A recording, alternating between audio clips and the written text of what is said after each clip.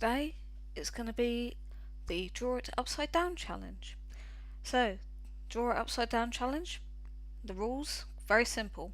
Only one piece of paper, one pencil, no light boxes, no trace down, no copying aids, no rubbers or erasers, and if you're using a reference image this must be kept the right way up, and no flipping it upside down.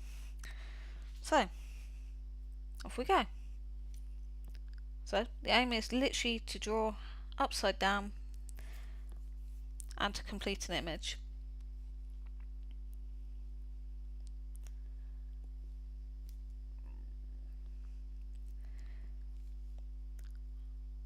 The aim of this is to help train your eyes and your brain so that you're not filling in gaps when you're doing a drawing, but you're actually looking and seeing the real image. It will help you with actually getting the right detail in there, and also it'll help with your memory on what you're drawing. Now with this exercise I'd say you probably are going to need a couple of breaks during it, so whatever you're drawing please remember to take breaks and step back from the paper and even just walk around the room, because eye strain is a good chance in this. So the easiest way to draw an image upside down is to break it into its most simplest shapes.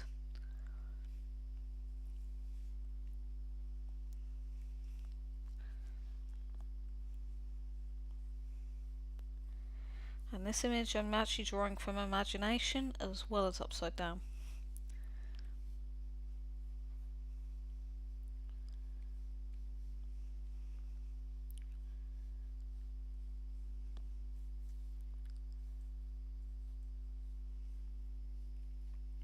And the subject for this challenge is whatever you fancy, but consider it when you start off keeping it simple, and then as you get used to drawing an image upside down you can make it more complex and add in more detail. But to start with, keep it simple and get used to the idea of your eyes focusing on something completely different. Now the reason why I go for one pencil is because it's a good thing to know where your limitations with a pencil are. So in my case I've picked a 2B pencil, and this is a automated pencil, so I don't have to worry about sharpening the pencil constantly, but I can get a huge variation of tones and gradients just with this pencil. So I've done the light outline, and now I can come in and start to really pick up bits. And the reason for no light boxes is I think a lot of us are getting too familiar with using trace down, using projectors, using everything around us. We're not actually learning how to create the image, we're just copying it, and that's not going to help you evolve. If you can learn how the image came about by doing it yourself, you will learn a lot. And at the end of the day, if you put a line in the wrong place, as long as your line works light enough, it's not going to matter. But it's part of the learning process. Our brains fill in far too much. A lot of us draw from what we see, but when we look at it, we've drawn what we think we see. Example of this would be if you were, say, drawing a Rhode Island Ridgeback dog, which is famous for the ridge of fur on its back which faces the opposite direction to the main body's fur. I'm sure we've all seen one, but do you know exactly where the ridge starts from and where it ends? When you draw the dog, are you 100% sure that you're actually filling in the right information there, or are you putting it where you think you're putting it? So by drawing upside down, it will make your mind concentrate far more, and it will help you a lot when you're actually looking at a subject.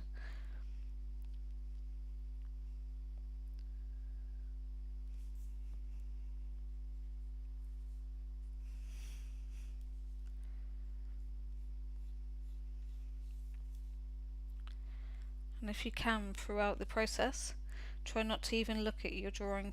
Don't be tempted to flip it around. You just got to keep it upside down and keep on going. So I can see I've made a slight mistake there, but I can correct that.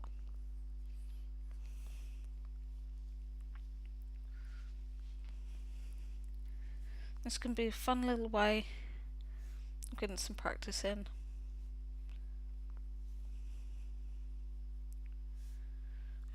If you know anything about anatomy, this is a good chance for you to practice blocking in muscle groups.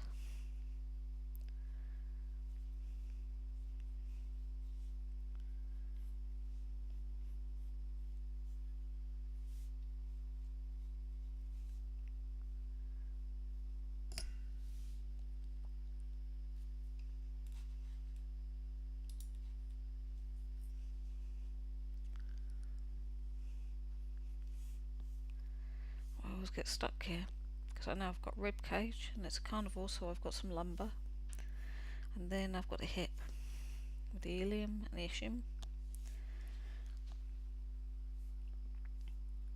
The hip comes out and then goes forward, so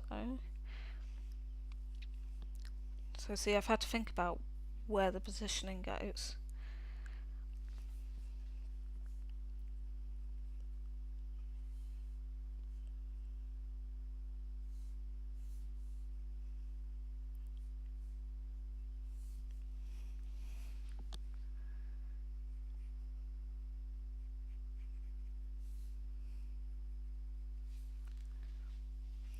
Now I've got part of the image behind the head, so I've now got to think of upside down and behind.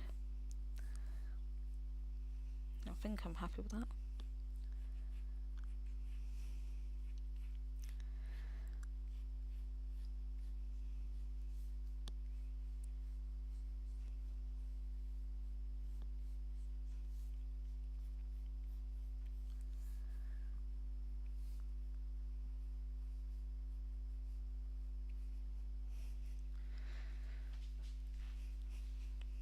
There we go, in 7 seconds I've got a outline. And the thing is, what I would say with this exercise is take it slow and think, because that's what this is all about.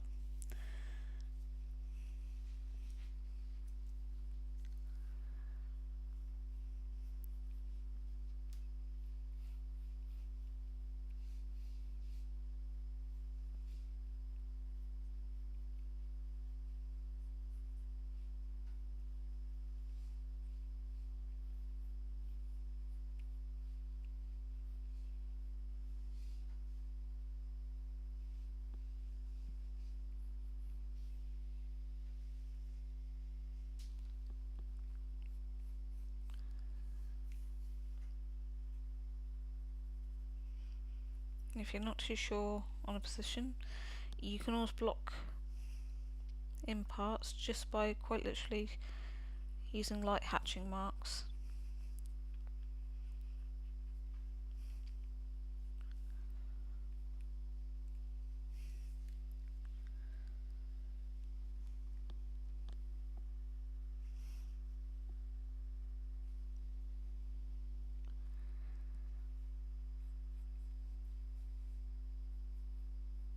So using 2B pencil, I can now darken off certain areas.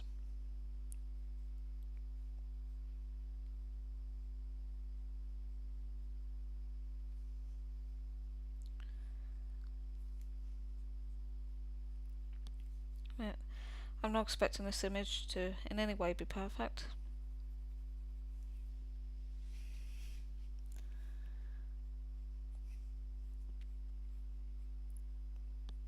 But it's an enjoyable challenge.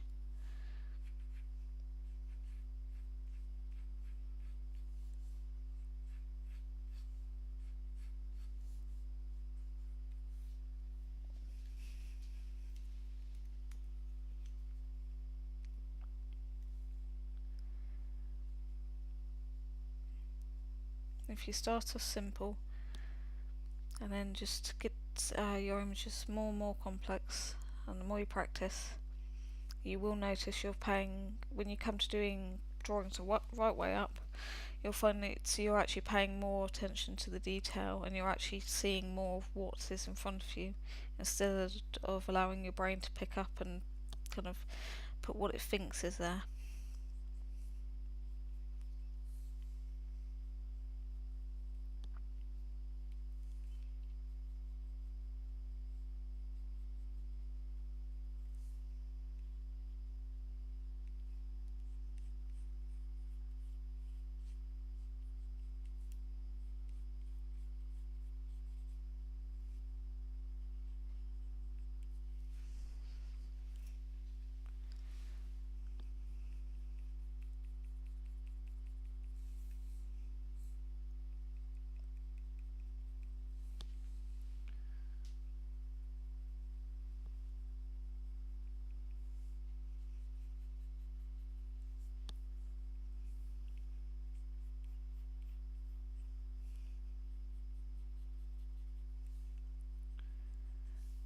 If you don't have many pencils, remember that you can always use hatching and cross-hatching to make an area darker.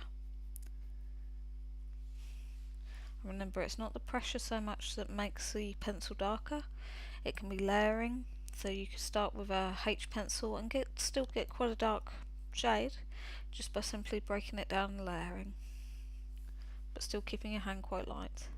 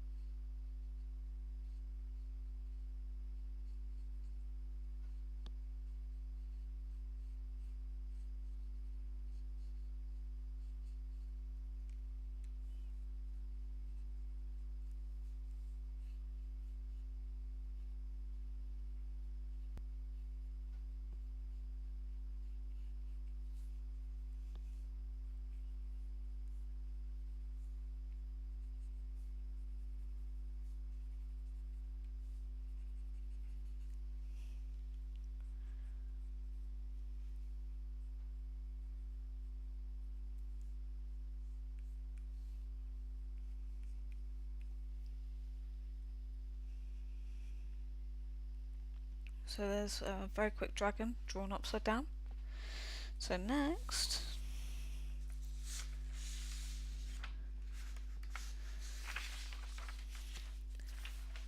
I'm going to try and draw a horse head.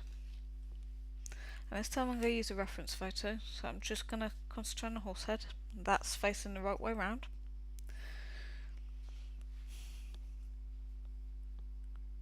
So, for this case, I'm probably going to have to flip it round as well.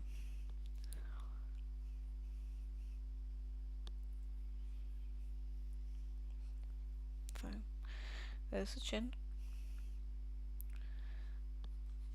a big group of muscle, the eye, which is slightly angled in this case, head goes down, some nose,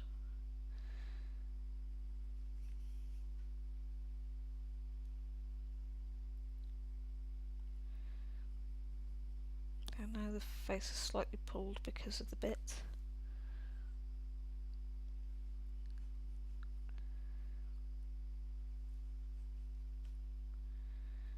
Now straight away, first thing I notice is I've gone a bit too short. That doesn't matter because I've still got very, very light pencil marks, so we can make this a bit longer.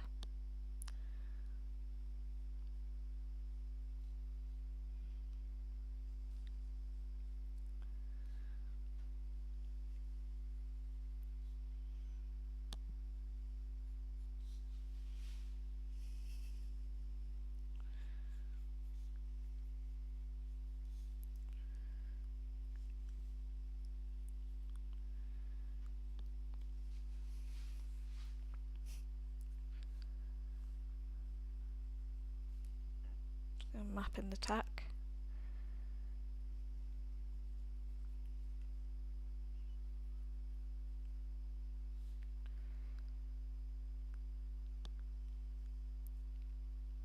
There's actually two sets on the horse.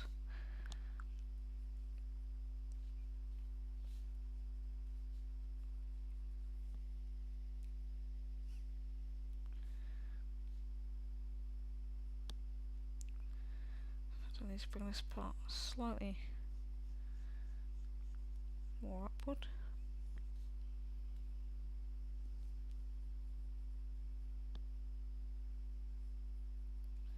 So part of me wants to just do the tack straight in, but I know that if I do that, I'm going to get it wrong.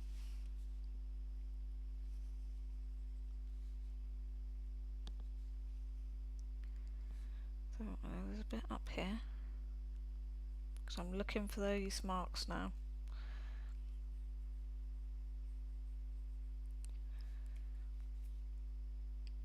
And the tack headband comes over before the ears. It's not got quite enough gap here.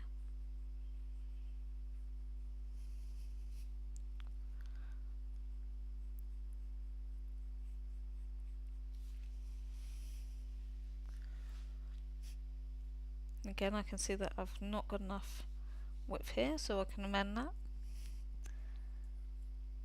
That's the thing, I thought I knew how to draw horse heads perfectly, but when I reverse it, I'm not as good as I normally am. And that's kind of what I'm trying to find, is where I make my mistakes, where I'm rushing.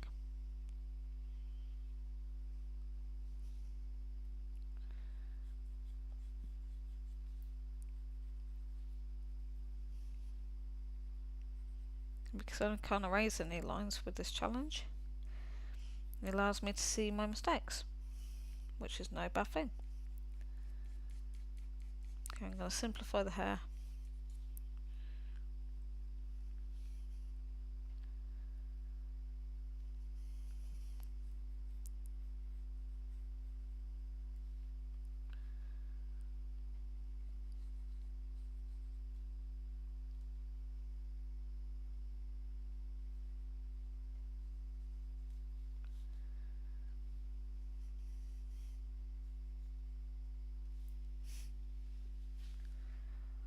I think this looks even worse on the camera angle for some reason.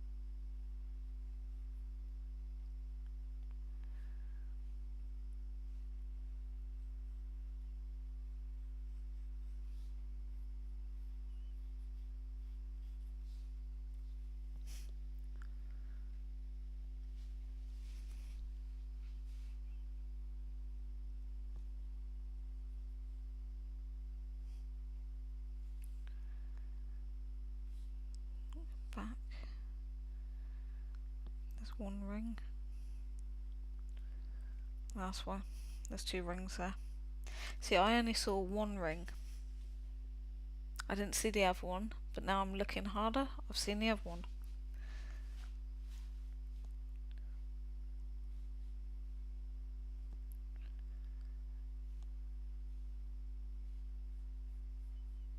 There's actually a second bit that comes off of there. And that's made me really look.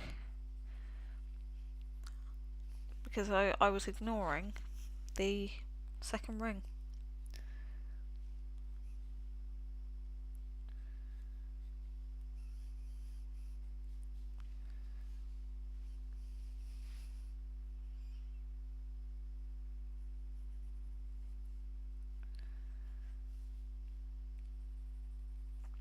So the horse image not as good by any means.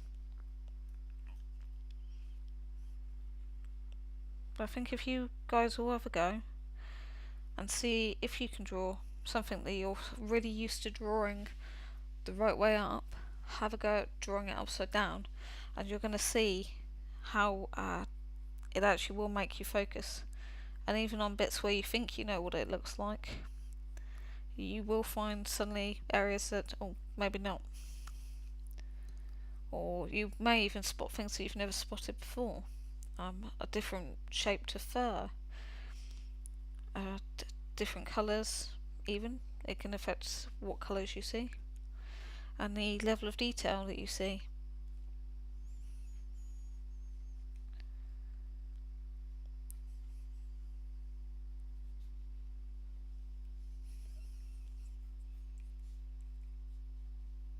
So now I've turned the wrong ear into a background ear, so I fixed that just about.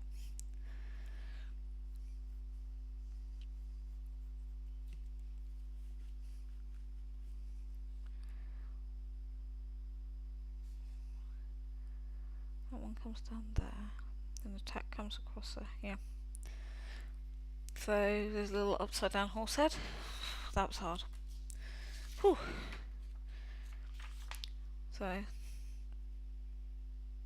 yeah, not perfect. That's the aim, is to just get my brain thinking. That's certainly done it on that one. Right, so let's find another image. Just use this bit over here. So something upside down.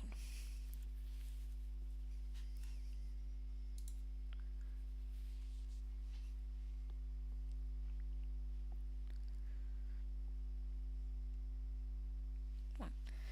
Something really nice and simple. So, starting with just a basic shape of a circle, and then putting kind of C shape on top, a wiggly line, two straight lines and a curve. It's a very simplified cake.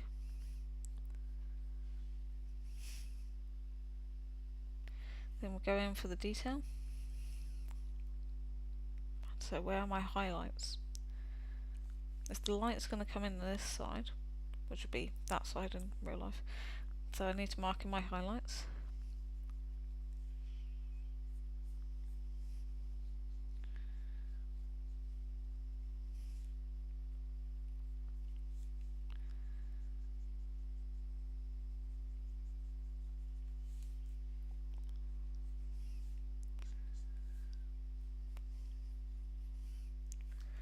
Then make sure I've got some cast shadow. Sorry, I think my light's letting us down there. Sorry about that. I am working on a lighting solution. There we go. And then I can use lines. And then to make areas darker, I can just do really tight lines.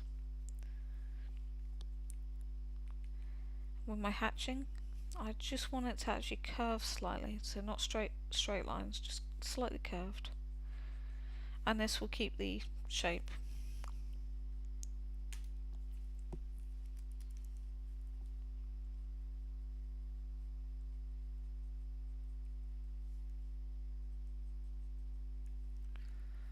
There we go, one little muffin.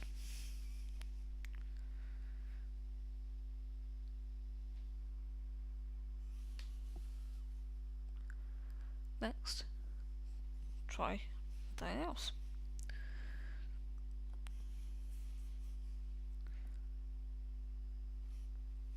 So,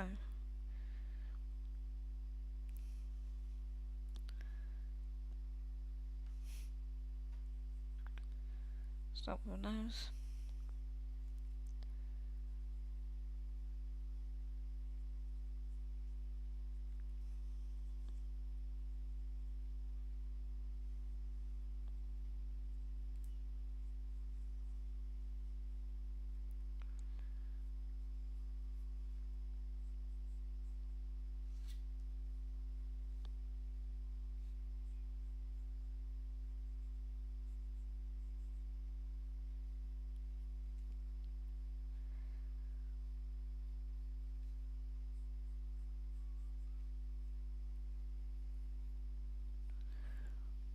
I know a few people can say, oh, you've practiced this a lot. I haven't. What I do though is try and remember as much about the subject matter that I'm drawing as possible.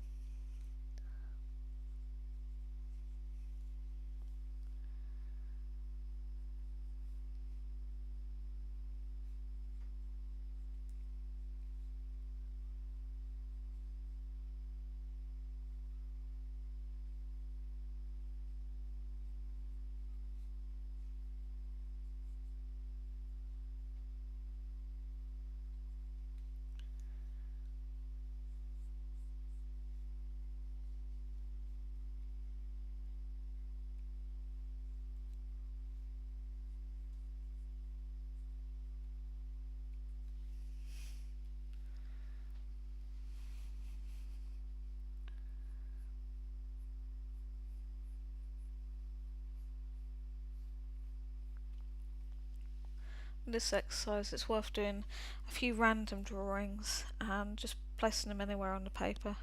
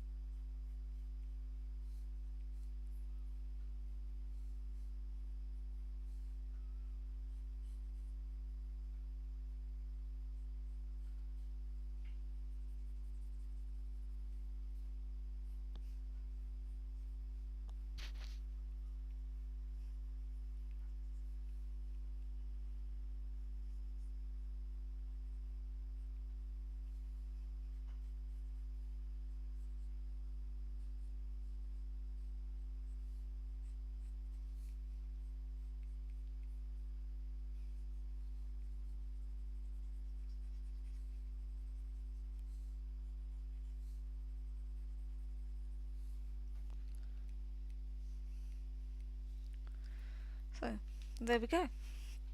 Some very, very random sketch work, all done upside down. In one case, upside down and back to front.